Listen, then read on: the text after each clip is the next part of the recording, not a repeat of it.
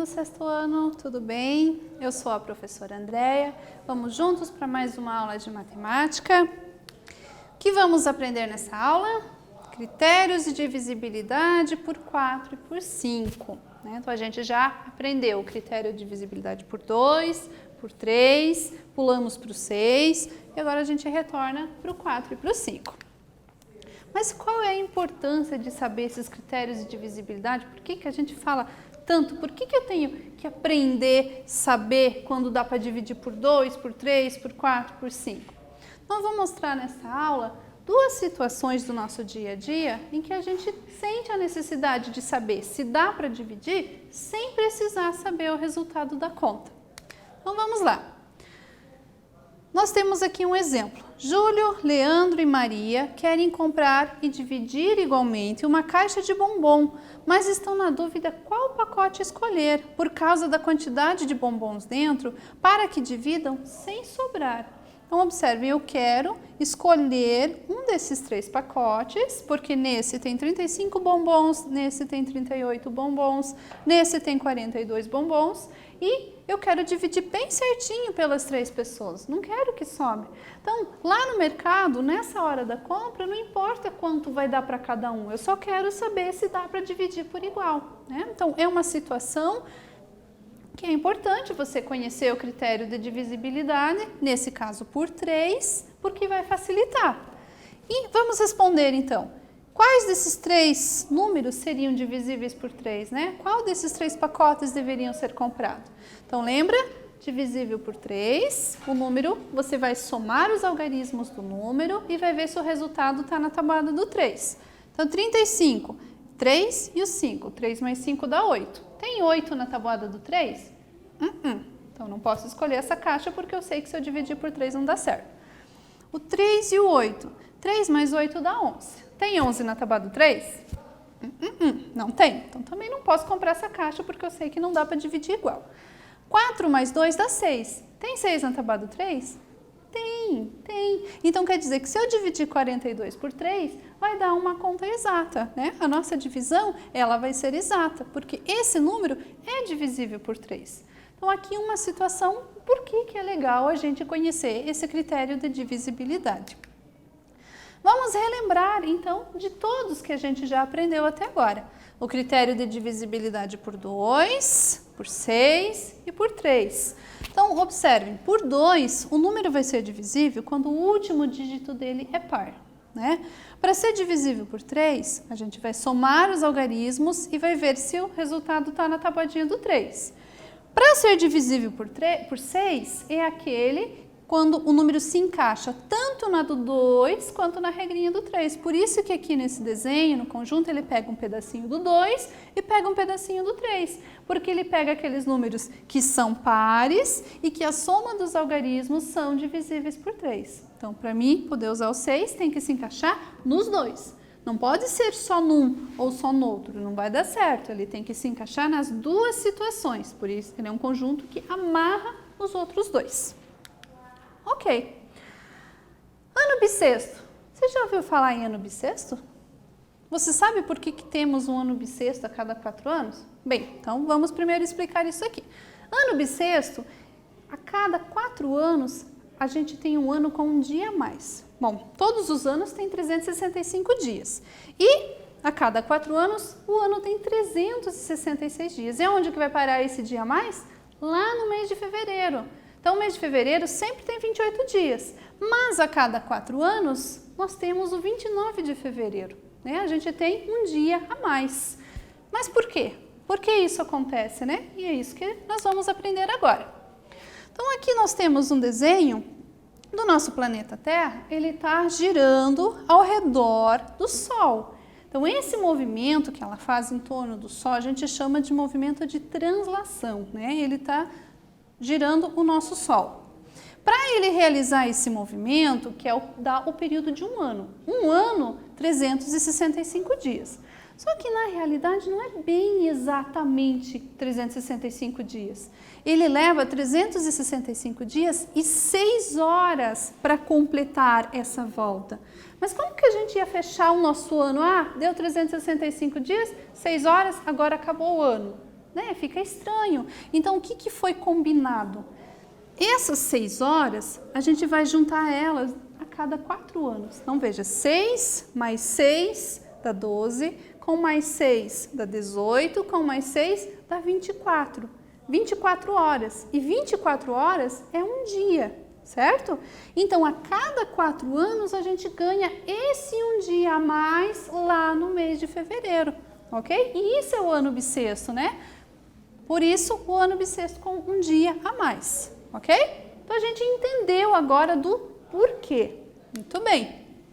Então, eu sei que um ano vai ser bissexto, né? De 4 em 4 anos ele é bissexto, então se eu dividir por 4, eu sei que aquele ano ele é bissexto. Muito bem. Então, se eu fazer a continha de dividir por 4, eu saberei, por exemplo, lá 2086. Será que ele é bissexto? Bom, se eu dividir por 4, a conta é exata, eu sei que ele é um ano bissexto.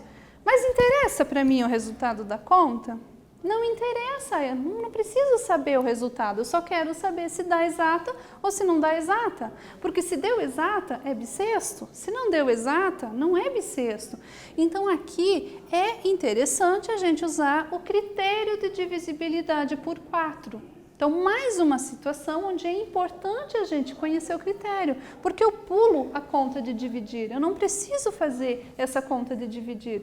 Eu vou olhar para o número e já vou saber só de olhar para ele se ele é divisível por 4. Então, na nossa situação problema do ano bissexto, eu vou olhar para aquele número do ano e já vou saber se é ou não é bissexto. Então, vamos aprender, né, esse critério que nos facilita.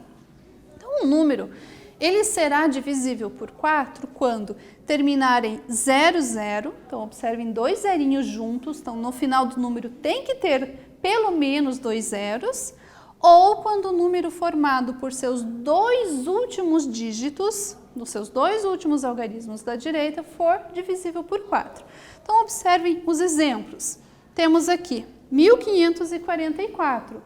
Os 2 últimos dígitos formam o número 44. E 44, ele é divisível por 4, não é? Dá para fazer de cabeça essa conta, a gente consegue, né, perceber que dá 11. Então, esse número 1544, ele é divisível por 4. Então, se eu estou falando de ano, esse aí seria um ano bissexto. É 15.040. Então, o número formado pelos 2 últimos dígitos é o número 40. E 40 é divisível por 4, né? 4 vezes 10 dá 40. Então, quer dizer que esse número grandão aqui, 15.040, é divisível por 4. Então, se eu divido por 4, não tem resto na conta. Mesma coisa esse outro exemplo. Os 2 últimos dígitos, o 0,8, dá o número 8. E 8 tem na tabuada do 4, né? Porque 4 vezes 2 dá 8.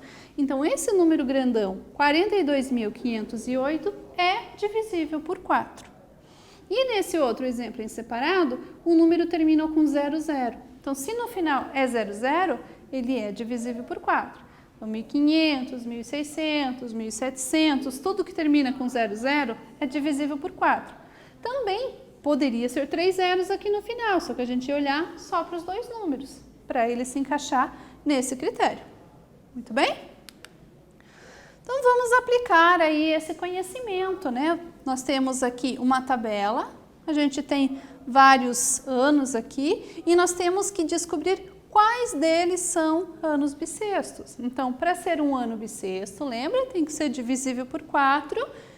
Para não precisar ficar fazendo a continha de dividir, usa o critério de divisibilidade, que é você olhar os 2 últimos algarismos.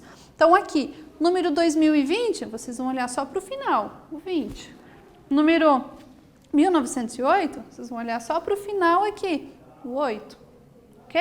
Tempinho aí para você tentar fazer no seu caderno.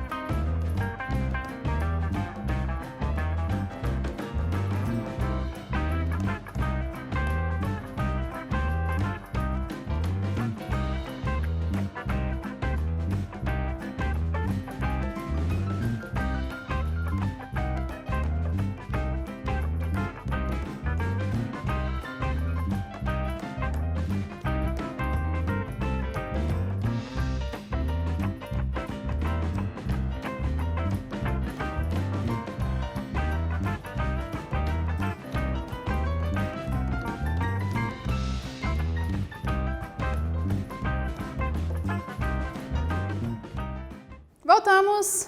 Vamos conferir? Quais são os anos bissextos aí dessa situação, então? Se você fez corretamente, que eu acredito que sim, né? 2020, 1908, 2024, 3000 e 1500. Porque todos os dois últimos dígitos formam números que estão na tabuada do 4, ou então termina com 00, que é a nossa outra regrinha. Os outros números que terminam com 21, com 22, com 30 e 15, não tem na tabuada do 4, então não são números divisíveis por 4, ok? Divisibilidade por 5, agora é sua vez, você vai construir esse critério, não vou te dar a resposta não. Pensa aí, ó, temos a tabuadinha do 5. 5 vezes 1, 5, 10, 15, 20, 25, 30, 35, 40, 45, 50. Tenta escrever um critério de divisibilidade. O que está acontecendo com esses números da tabuada do 5? Que padrão? O que está repetindo sempre? Pensa um pouquinho aí. Tempinho para você, a gente já volta.